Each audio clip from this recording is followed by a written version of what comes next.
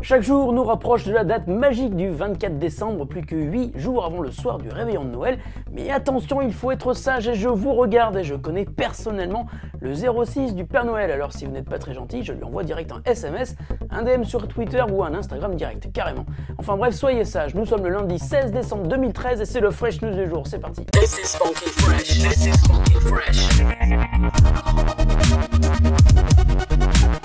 This is funky fresh. This is funky fresh.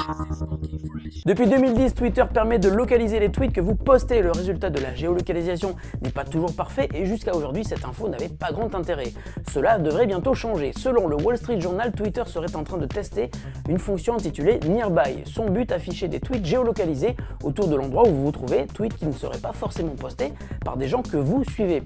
Mais cela pose évidemment un problème de confidentialité car tout le monde n'a pas forcément envie d'indiquer l'endroit où il se trouve. Et en revanche, cela pourrait bénéficier au commerce de proximité puisque les entreprises pourraient ainsi promouvoir leur activité en publiant des tweets que vous pourriez voir en passant à proximité. Par défaut, la géolocalisation des tweets est désactivée, mais si Twitter souhaite lancer Nearby à plus grande échelle, il faudrait cependant que cette géolocalisation soit activée par défaut. Et on est prêt à parier que cela provoquerait un tollé général si les tweetos réagissent comme il y a quelques jours quand les règles de blocage ont été modifiées et ont amené Twitter à faire machine arrière devant la grogne générale de ses utilisateurs.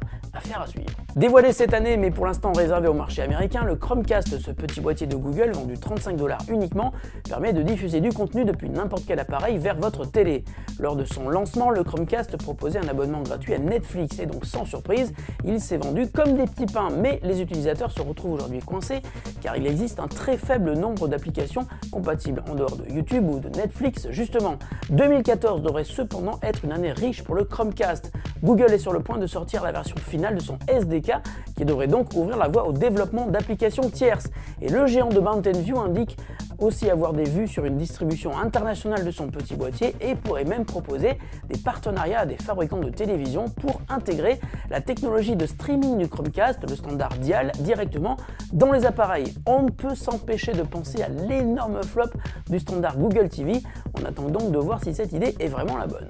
Depuis qu'il est entré chez Google, on ne parlait plus beaucoup de Kevin Rose, le créateur de Digg, mais voici que le petit génie de la Silicon Valley nous revient avec Tiny, une plateforme de blog qui souhaite casser le côté un peu trop fermé du blog. Tiny permet de voir l'auteur d'un billet de blog pendant que l'on découvre son billet publié. En clair, la webcam de l'ordinateur capture une image de l'auteur qui écrit son post et l'utilise comme fond d'écran pour habiller le billet de blog. L'image est volontairement floue et l'on ne fait qu'apercevoir l'image de l'auteur.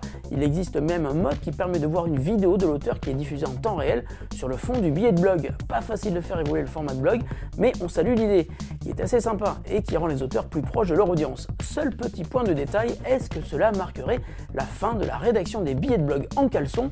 Oui, et il vaudrait mieux.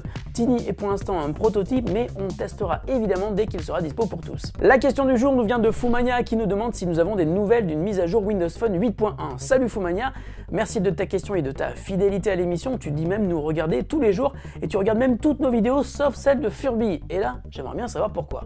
Furby est triste si on ne le regarde pas, tu sais.